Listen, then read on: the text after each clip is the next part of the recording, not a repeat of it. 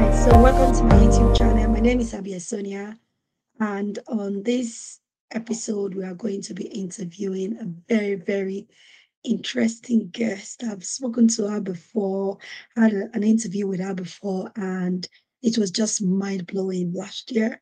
So I didn't have any other option than to bring her back just to extract more from her wisdom. So, on my diaspora journey, we are going to be talking about how to get promotion in the healthcare sector. A lot of immigrants has come into the UK. Most of them are working in the healthcare sector.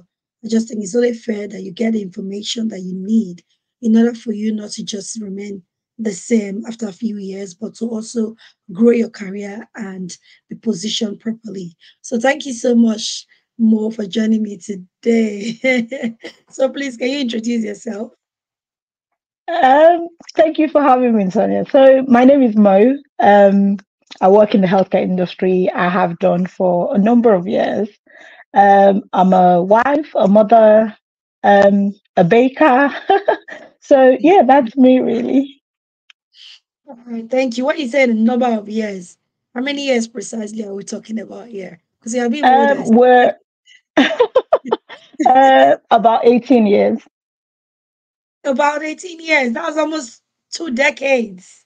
That is a lot. That is a lot. So Well, 18 with congratulations. the That's NHS, but for the whole of it, yeah, about 19 and a half years for the whole of it. oh wow, wow. That is amazing. I can only just imagine the amount of lives that you have saved, the amount of people that you have worked with and made their life better. So, on that note, I would say thank you for your services for over the years. Thank you so much. So, I'm Always just gonna. teamwork. Always. You see, that's that leadership coming through already. He said teamwork. You're not just taking the glory for it, right? Right. Okay. Just gonna ask you a few questions. The first one is, what made you to go into the healthcare sector? And as far back as I can remember from a little girl, I remember like yesterday, my dad asking me, what would you like to be in future? And I said, I would like to be a nurse. And Nigerian parents, they're like, oh, nurses back home, they're strict, they're not very nice. So I don't want you to be a nurse. Think of something else instead. And I said I was going to be a doctor. But somewhere along the line in the journey, when I was going to uni and eventually coming to UK, nursing was the I went to. So here we are, really. So it's always been, I suppose, what I've always wanted to do. Okay. It's a beautiful thing to always follow your passion, isn't it? So the next one is how long, oh, we've already talked about that. You've already said how long you've been working there. So I'm going to move to the next one. Can you tell us the current position in the healthcare sector and how long it took you to progress to that level? Uh, my current position is matron, a band 8A within the NHS in the region that I live. How long it took me to get here? I would say from qualifying. So my journey in healthcare industry isn't just being a nurse from the beginning. From my training, I was working as a healthcare support worker, healthcare assistant, and then obviously climbing the ladder. So from the point I was a band five nurse after finishing uni in 2009, up until 2019, so about 8 years. And then from 2019 to last year, no, actually 2019 to 22. Oh my God, I've lost track of my journey somewhere. Okay, so for 11 months, no, 22 months, I was then a band seven nurse. So I went from being 2019 becoming a band six, then I became a band seven, and then I was a band seven for just under 2 years before I got this current job. So I've been in this position now for it will be a year in December. I started in the middle of December last year as a band eight. Yeah. I love the way you simplified this, your journey. You and I noticed your journey was not like that, right? No, it So, wasn't, but yeah, we thank God. For people that would say, "Oh, come on, I've been a band five for like forever, and I've not moved. I've tried to attend interviews. I've done all sort of things. I've been on interview. I'm even getting more demoralized because I just feel Mm, I'm not shifted. People that have worked with me, they've moved, they progressed, and I just feel really left behind. Can you yeah. give them some pointers on how they can just Okay. move from that So just point? a little bit of an insight into the journey. As Sonia said, it wasn't that easy. So um, being a band five from 2009 up until obviously I got the band six job in 2018, but I didn't actually start work till 2019 for various reasons around my unit at the time. Um, I applied for a band six position in those number of years. I started applying in 2015, so about 6 years into it, I guess. Um, was that 6 years? Yeah, 6 years into being a band five, I started applying for band six posts. And he, the way the NHS is set up, or the trust that I work for that is set up, is a post comes up, you apply. It's not a case of, oh, you've been here the longest or you're showing interest. That's not how it works. And I think it's only fair that it's the people that apply that show interest that want to progress, because there's a bit of responsibility that comes with each post that kind of get shortlisted and then interviewed for the job. So I applied 9 times, different band six positions, on different wards, on the same units, but on different wards. So yeah, that was 9 times as a whole. It was demoralizing. I think after the fifth time, I started getting, really not worried, upset, down. You start feeling like, is there something wrong with me? But then you know that there's nothing wrong with you. Other people find you, they almost search for you as a leader. They come to ask you questions. You're mentor to people that are just doing their training, or new nurses that have just qualified on the ward. You're capable, so it's that you're capable, you're given responsibilities. But then when it comes to applying for the job and moving to the next stage, you're not then most times get shortlisted, always getting shortlisted. But when it comes to the interview stage, you're not getting the job. So yes, that can be really demoralizing. My pointers from experience, from other people's experience as well, what I will say is, one, we need to prepare. So there is a thing that a lot of people kind of assume that I'm already doing the job. I know what the job entails. But sometimes when it comes to interview, they're not specifically asking about what you're doing now. They want to know what you're going to do when you get that job. And some of it is not as straightforward as you think, the questions. So I always say to people that are Mo, suspected can you just this wait one last sec? years with, Can you just wait one sec? You just keep yeah. blurring up. I don't want anybody to mix the wonderful nuggets you are sharing with us. I think your bandwidth uh, is stripped a little bit. So you just keep slurring whatever you're saying. If you don't mind, if you could just recap oh, from okay. some pointers that you'd like to give, Yeah. please. Thanks. One of the Thank you. pointers that I would give is preparing before interviews. Preparing, because sometimes people assume that they're just going to ask me about the job and I'm already doing it. The manager already gives me the responsibility. I already know my job. It's a little bit more than that. You want to know what you're going to be doing in the new position, not just what you're doing now. Yeah. So people need to remember that, do a little bit of research. I would say always read your job description, always read your person specification. Take time to fill out the application, look at what they're looking for, and put that in your application. Do you have these qualifications? Indicate that there. The place where they ask about your personal statements and things like that. Put that in there. Why you're applying, your passion, your experience, your previous experiences. Put that in there so that whoever comes across it, they're looking at it. Those key words of, I'm in a position of leadership on the wall, find me approachable, I'm a good communicator. At whatever extra courses that you've done, qualification or whether professional or whether ones that your trust offer, put all those things in there, find a way to include all those in there so that anybody that picks up your application can see what you're bringing to the table. Why do they need you? Why should you be the one that should be shortlisted for that job, for that interview? So those would be the basic things that I would say. Read the job description, read the person specification, look at how that applies to you, and then put what skills that you have in that area on the application form when you're applying. Exactly. I love what you're echoing. You echoed something about preparing is very, very Mm, important. And also fill the application form like nobody knows you. Nobody know yes, what you're capable of. yeah. Just Even if feel it's it on the like, ward that you already work, yeah, just imagine that you've never met these people before. How do you sell yourself? How do you sell your skills? How do you sell your qualifications to these people? What can you do?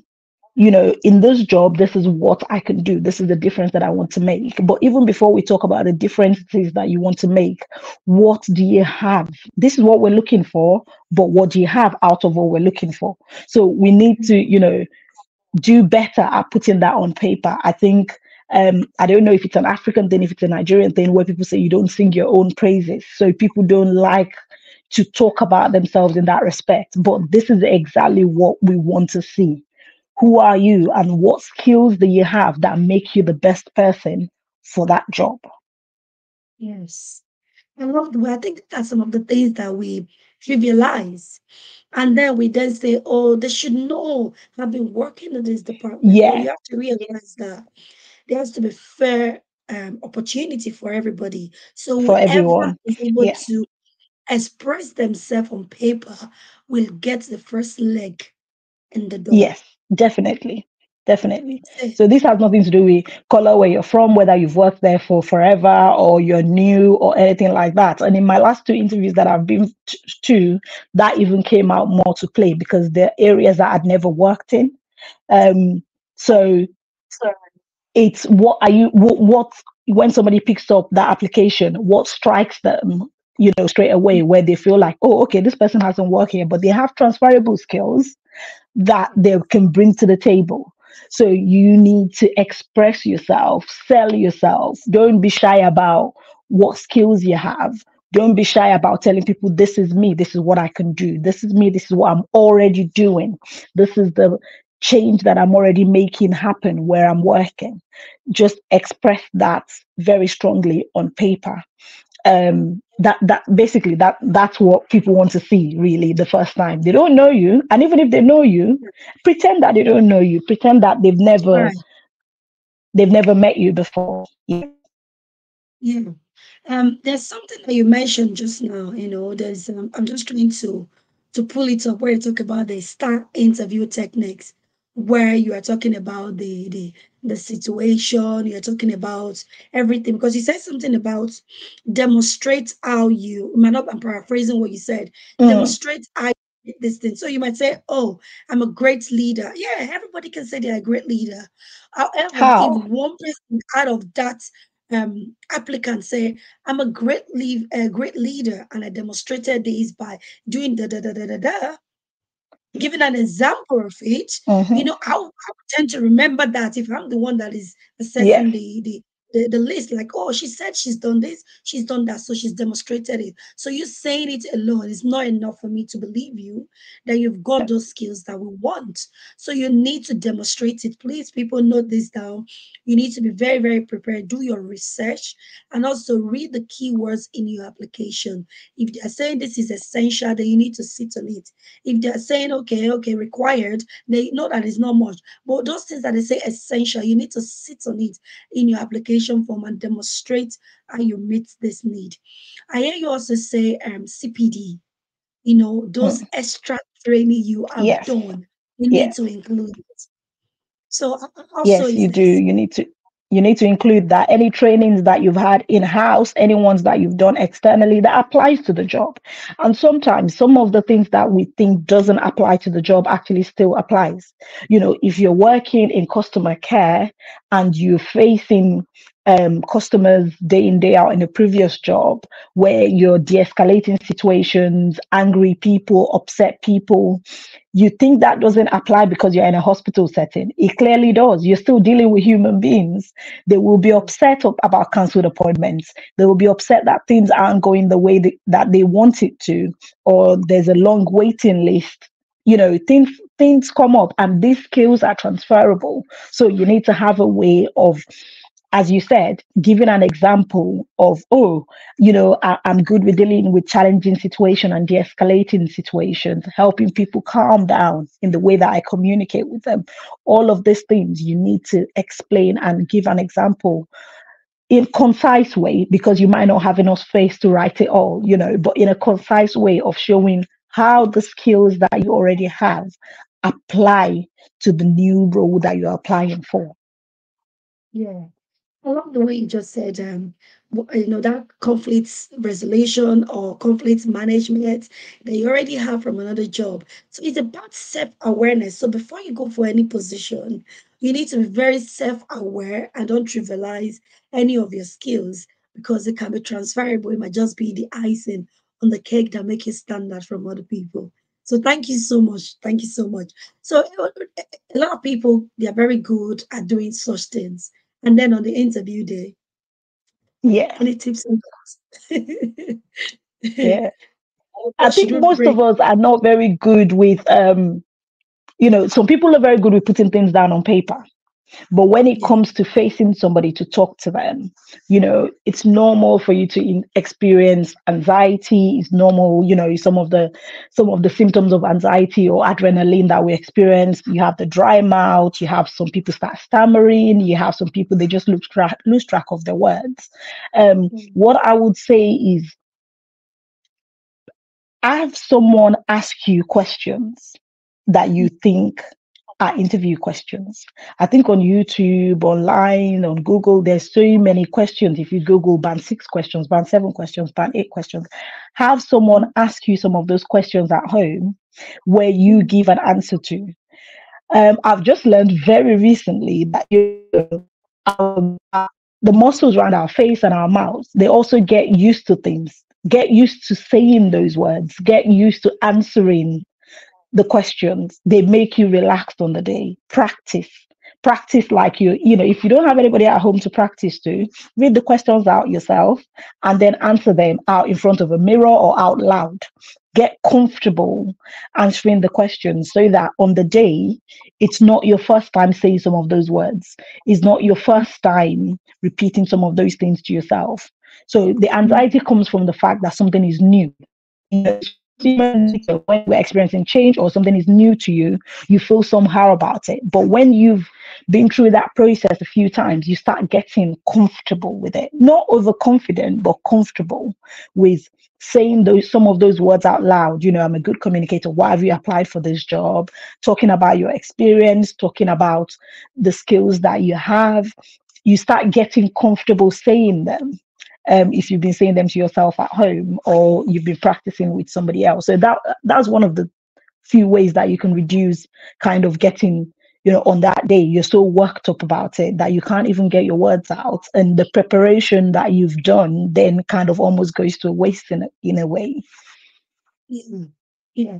Thank you very, very much. There are some people they do all of these things and yeah, they still don't get this interview.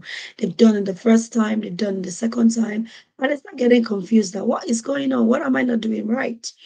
I wonder what you could say to that person to Uh, One thing I would say, I'm a Christian and I know that there are other religions. I would say never um, underestimate the power of prayer. Pray, Mm, pray, put everything before God. Pray. Um, you've prepared, you've got the skills, you've um, you've practiced, and on the ward or wherever organization that you work for, you're putting yourself out there to learn.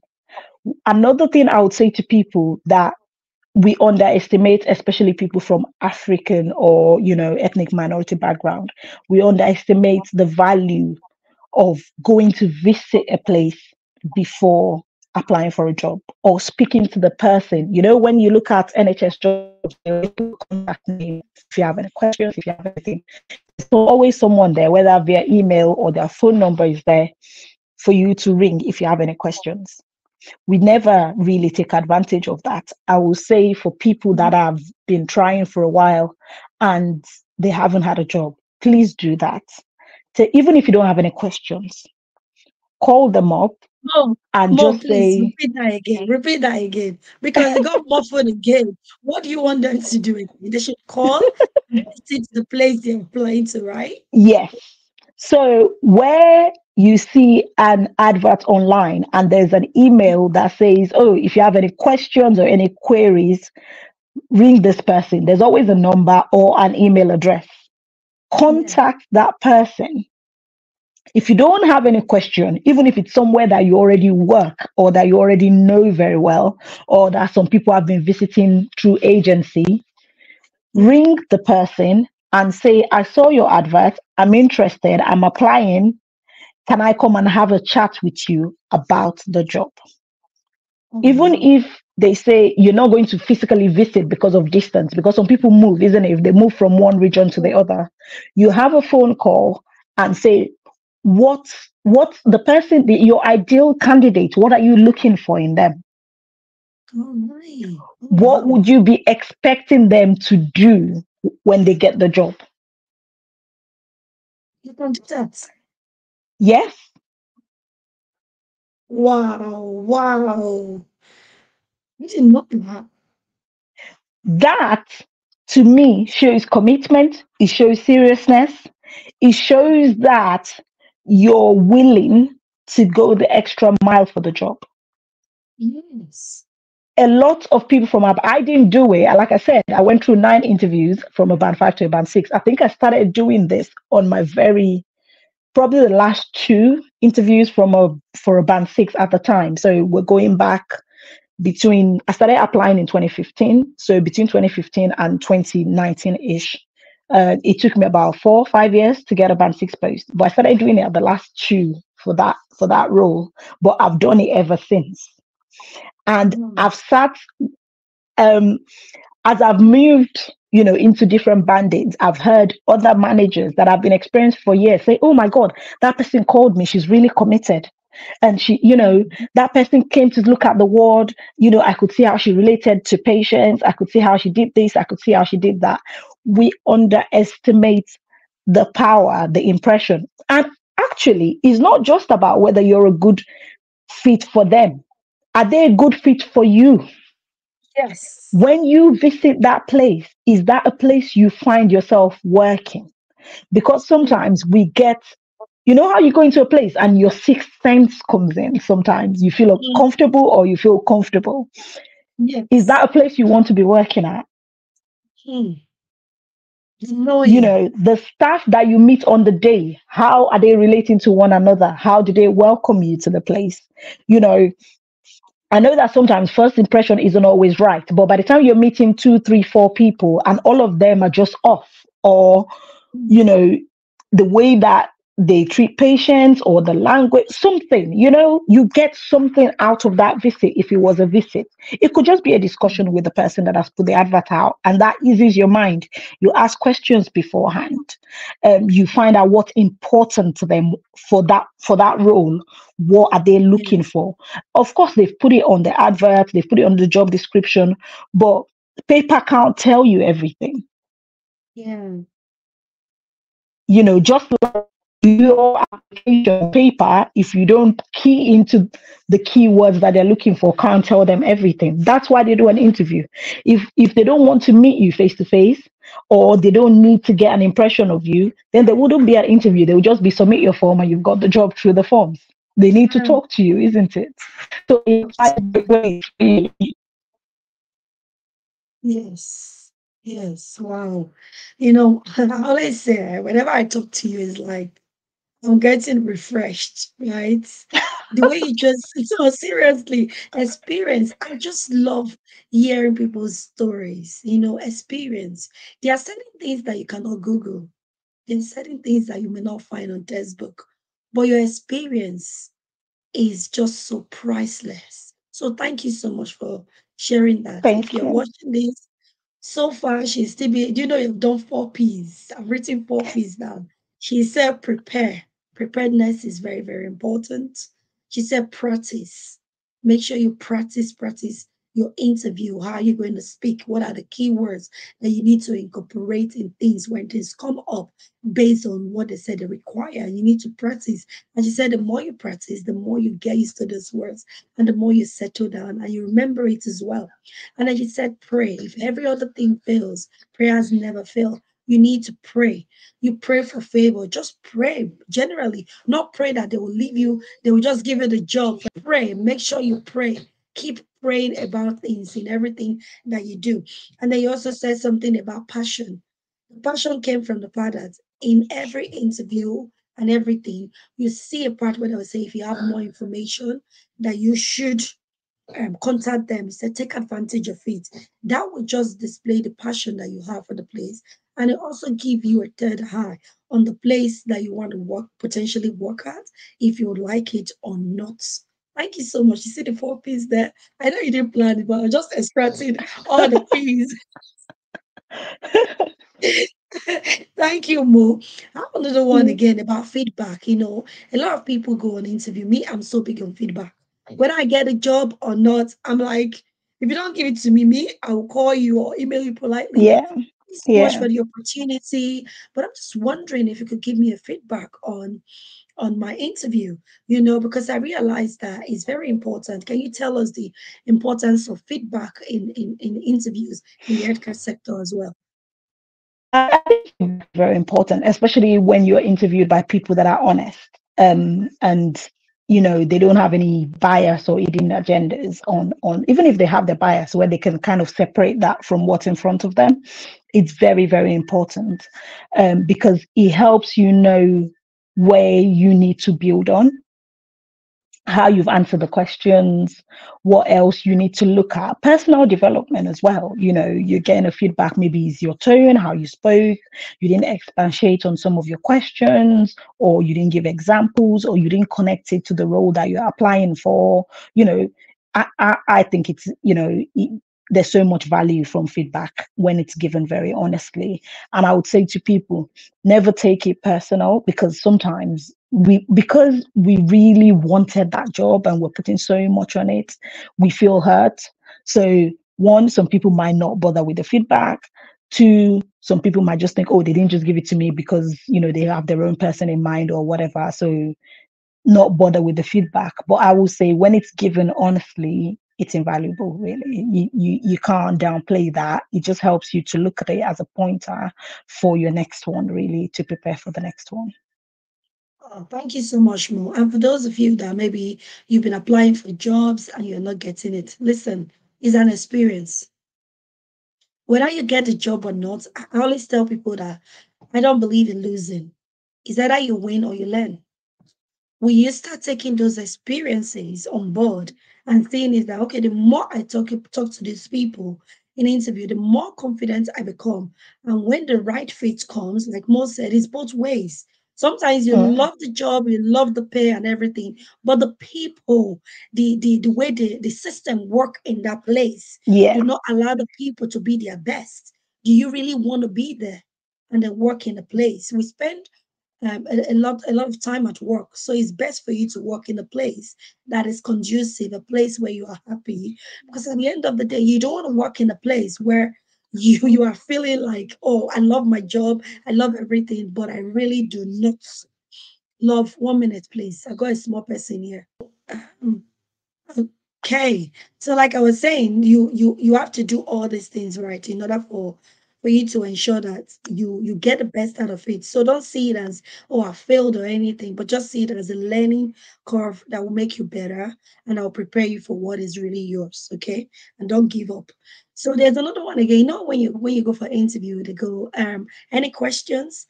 Does it really matter if you ask a question or not? Does that It really? doesn't matter. It doesn't matter if you don't have a question, but sometimes, like, especially if people haven't made that phone call before or they've not visited the place before, Yeah. and in the course of your interview, you would have a question. There's nothing wrong with asking. I think that's welcomed, really.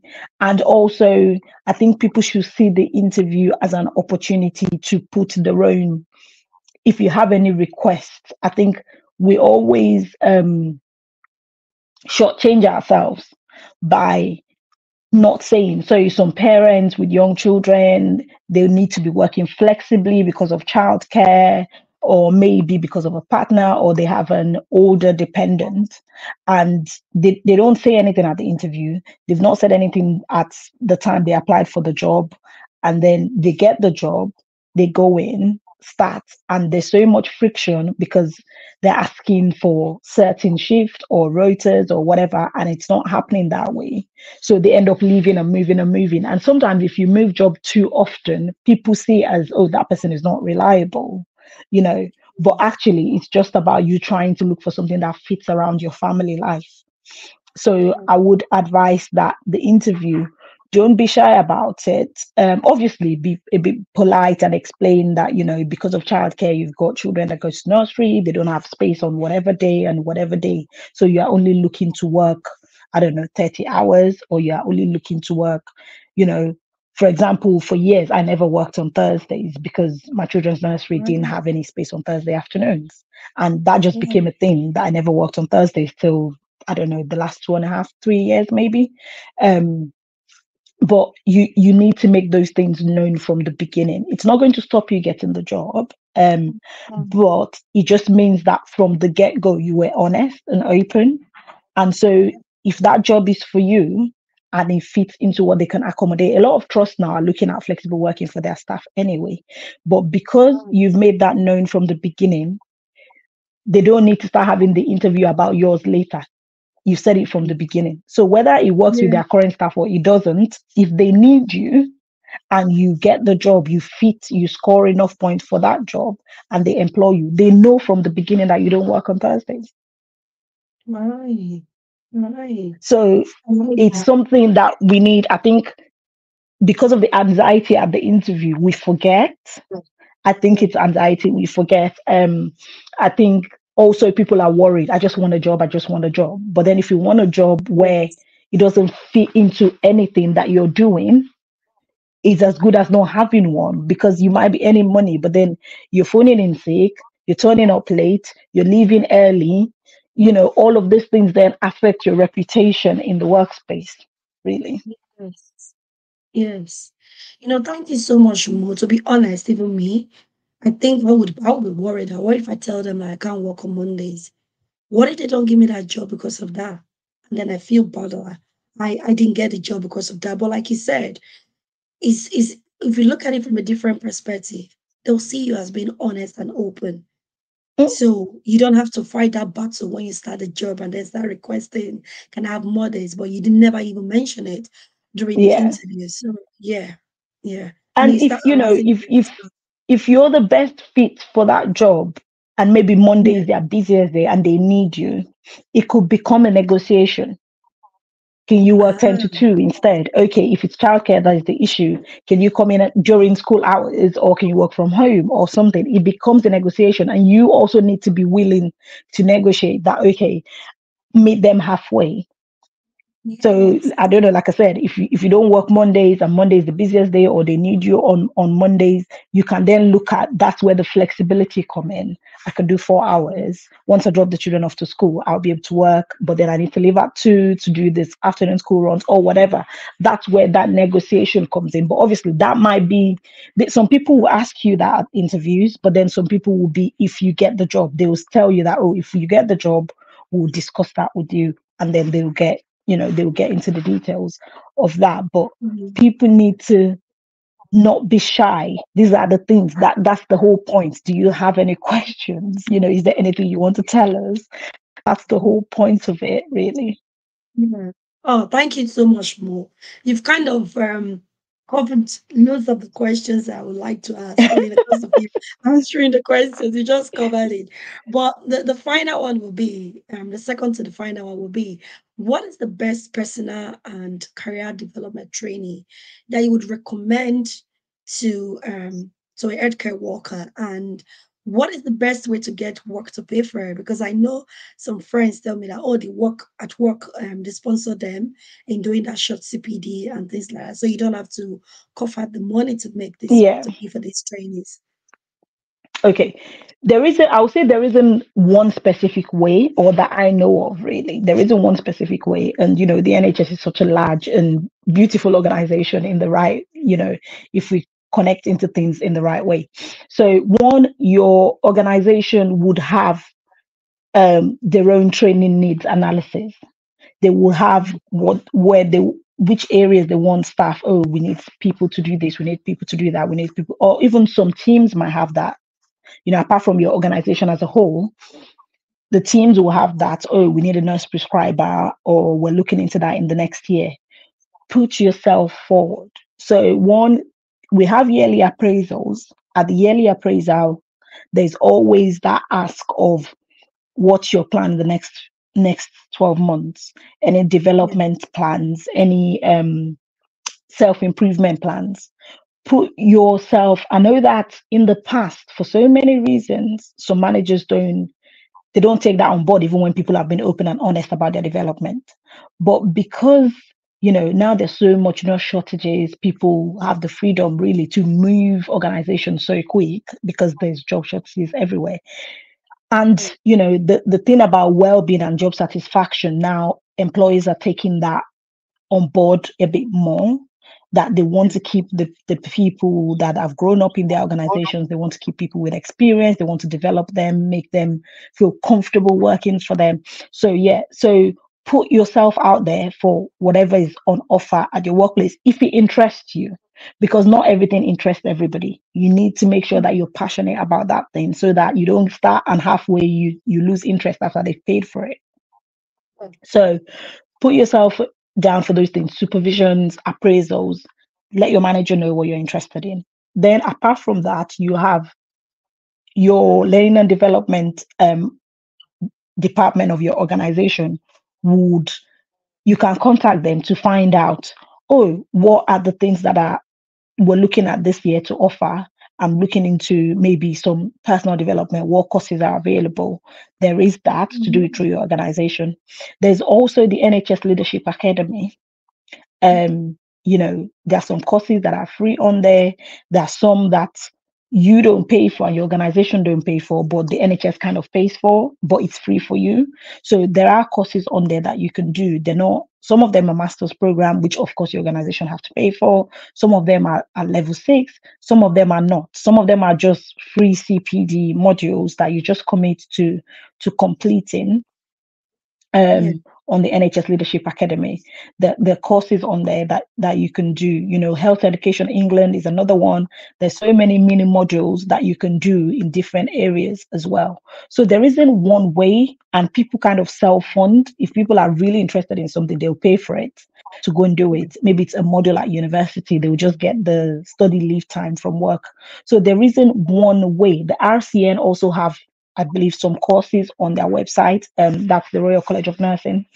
That people can go on to. So, there are little ways of, I won't say little, there's so many ways that people can improve and develop their skills, sharpen their skills, you know, whether within their organization or, wider, on a wider front, so that when that opportunity comes, you kind of feel a little bit more confident that, okay, I've done a module on this, or I've done a course on that, or I've done something on that. So I would say people can start by putting themselves forward in their organization, just saying, this is what I'm interested in. If anything comes up in that area, I would like to study a bit more. yeah. Thank you so much, Molly. Because I'm a firm believer that when preparation means opportunity, success is inevitable. It doesn't matter your color, it doesn't matter your gender, it doesn't matter. When they need you, they need you. And when you're prepared, when the opportunity comes, you just slide in. And you said a little, you just said a lot of things. I can't even remember all of them. You mentioned the Royal College, you mentioned the NHS Leadership Academy, you mentioned a lot. So please take your time to rewatch this and share with people, because I love people progressing, whether in career, whether in physical or spiritual life, because it can be very, very unfulfilling if you remain in one position for so Mm. long and doing the same thing over and over again. Now, with the economic crisis these days, you need to move. And for your own mental health and well being, you need to challenge yourself to do better and be better. So, if you want to progress this video, watch it and do well to also share with people so that we'll progress together. I said this last question. I keep saying that. What is the best way to avoid burnout as healthcare professional? Because according to Oh my research, wow. the number of nurses, doctors, as an healthcare professional, full stop. You guys have the highest number of burnouts, followed by teachers, right? So I'm just saying, what are your tips to avoid that? Because we need you guys. We don't want you guys burning out. um I think I'll say firstly is, well, your faith is important. Working in mental health, we can't remove the aspect that spirituality plays, even though we don't talk about it like that. It's a part of you. If for those people that are religious, it's a part of you. So I'll say, keep hold of that part of you if you're religious. The second thing I would say is you need to be true to yourself. You need to be true to Mm, yourself in the sense that, the example I gave earlier of you've not said anything at work before interview about, or at the interview about maybe your work-life balance, and you start this job and you're pulled in all directions for rotas that are not working for you, they're not working for your family life, work is not compromising, they're not meeting your flexible request need, not because they don't want to, maybe it doesn't work out for them as well. They can't let you go on a Thursday, there's no other nurse. So all of those things can make one start to feel down about their job and can lead to burnout. So I'll say be true to yourself. Is this job working? Is not just that, is it working for you as a nurse? Is it working for your home life? Is it working for your family life? Does it allow you to do other things? Then we need to be true to ourselves in the respect of, are we working too many hours? The job is always there.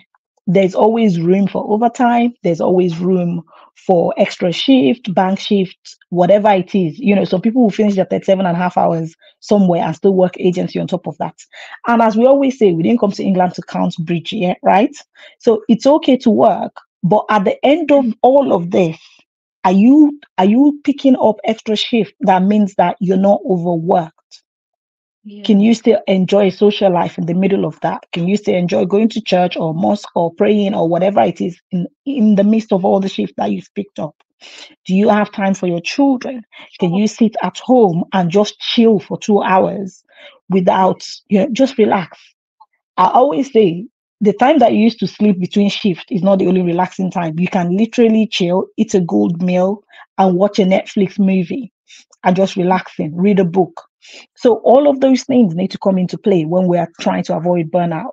Is yes, we want to earn a living and Mm, want to live a certain lifestyle, but does this leave you room to recuperate? Does this leave you room to relax and be yourself and relate to other people outside of work? So there is that. The other thing I would say is people need to find a hobby. People need to find a yes, hobby. If they don't have one, as you know what mine is, I say to people, baking is my therapy. You know, yes, working in mental health for so long, if you're not careful, we make a joke amongst ourselves, when you're at work that, oh, what some of us will probably end up on the wards, which could be true because not just illness, but because of other people's story that we've absorbed, because yes, of other people's journey in life that we've taken in. So you need an outlet. You need something to do, whether some people go swimming, some people go walking, some people go running. For some of us, we bake, and when you're in that zone, nothing else matters. You're in a zone completely. It's like nobody else is in the world, you know. So people need to find a hobby that is an outlet. Some people go to the gym. Some nurses, they can't not do without not going to the gym, or some healthcare workers. First thing in the morning, yes, they've gone before they come to their shift, or at the end of the shift. And then find a group of like-minded people. It could be people in your workplace. It could be people in an other organization. It doesn't have to be your specific organization. Maybe from similar cultures, or they have similar beliefs and morals, where you can talk about things in a safe way, yes, without leaking any confidentiality or whatever. You can have your own, obviously we have supervision within the organization, peer supervision, clinical supervision, safeguarding supervisions where you talk about things. You have organizations have amica, they have counseling um, organizations within the organization, people that you can contact, confidentially to talk to them about if you're struggling about with anything. All of that is available in different organizations. So if people know about it, they're there. Every trust have, well-being, um, I don't know how to put it. I'll say department in a way, but they're not there in the hospital with you. But you've got access to them. You can ring them. You can call them. Check your trust website. Those things are available and they're confidential. But you know, if you don't want to be talking to people professionally, there are other ways to kind of Yeah. relax, chill, or that find an outlet for whatever it is, scream, shout, take a hot bath. There's some shift when you've been on your feet the whole day and you just get home and you're in that bath and you just cry, while under the hot shower, things like that. And I know that people that have experienced really terrible days at work will relate to that. Let that Mm. happen. Don't bottle it in. Don't feel like I'm strong and I can take this. Nothing bothers me. Like I used to be years ago, that nothing bothers me. I've actually found that a few years ago, I found an incident on the ward that did bother me. And from that day on, things bother me. So you kind of need to um, find a way to let it out, really, in a safe space. In a safe Yeah. space for Thank you you to so be the much. best version of you and be the best for your patients as well. Yeah, and for your family and for yourself as well. Because you can stay away from your patient if you don't go to work. You cannot stay away Mm. from yourself for your family for a No, you long time and can't. You, be you yourself. can't, You know? From the things you just said, you've just encompassed the 5 key tips for well-being, which is Oh, take notice. Right? The first one is take notice. So when you're talking about how do you feel, take notice of how mm, you feel. You know, if you want to scream, you have taken notice that I'm not okay. So I need yeah. to scream. That's you taking notice, right? And then you talk about going to the gym. That's being active, right? You need to be active. Be active in one way or the other. If you want to walk to work and then Mm, you take a car back, whichever, just get that fresh air. It's very important. Going to the gym, like you said, is a good one. And then you talk about connects. You said find people with like-minded. That's connection. You're connecting with people. Sometimes when you listen to other people talk, you're like, ha, my own better. Oh, I'm okay. I'm good. I'm good. I'm good. I'm good. I think I was having it bad, but I think I'm just going to take mm, a chill pill. And then you talk about learning before. So keep learning about yeah. yourself, learning about other people. You said you didn't know that things bother you until something happened in the world. That's you keep learning about yourself. So keep Yeah. learning Yeah. about the things that you love. Keep learning about yourself. And then you talk about um giving. You didn't say it specifically as giving, but when you're spending time with other people, you're giving your time. Yeah. And in a way, you will find out that sooner rather than later, you're also helping someone. And when you help Mm, other people, give your time, you listen to people, you are also going to feel good because you've of just course. Yes. just on all a little bit and you've You've made shared your someone time. feel better or you've made an That's improvement to right. their life. So that makes you feel good. Yeah. That's right, because you even find out that, oh, in talking to her, we're experiencing something similar. So you're both giving to one another. So in a way, you've just encompassed the 5 key elements of well-being. So Wow. thank you so much, Mo. Thank you. I Yeah, love you're the 4 P's welcome. that you said before. The 4 P's: prepare, practice, pray, and show your passion. Absolutely amazing. I love acronyms. It helps me to remember things. I don't like acronyms because I'm trying my head to remember each one. I know you guys But have a they're lot a of good way for learning. They're a good way for learning and reminding people. The other thing that I would say before we go is please, if you're applying to a different organization, always look at their website. Look at, the trust vision, their vision statement, their values.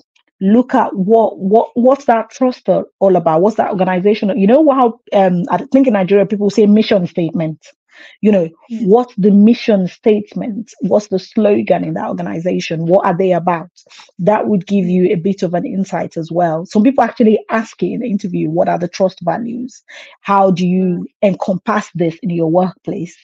And they will Yeah. expect you to give examples. So that's one interview question right there, for people that a lot of organizations kind of ask. But there's nothing disheartening as when you're interviewing someone, and I've done a few of them in the last 2.5, 3 years, when you're interviewing people and you're like, what are the trust values? How do you practice that in your workplace? And they don't even know, but they're right there on the front page of the organization's website. So it just shows people not just that you don't know the trust values for the organization you're applying for, but it also shows them that you haven't prepared. Yeah, yeah. It comes back to that preparation, doesn't it? Mo, thank Yeah. you so, so much. This is almost turning into a masterclass. In short, it is a masterclass.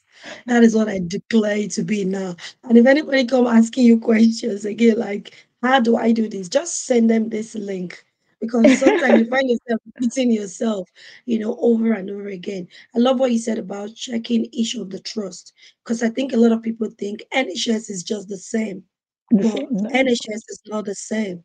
NHS have different council and different location. So you need to read their own mission statement so you don't generalize. Thank you so Yeah. much more. I can't thank you enough. You're I'm gonna have to welcome. let it Thank go you now. for But before having we me. go, what's your final word?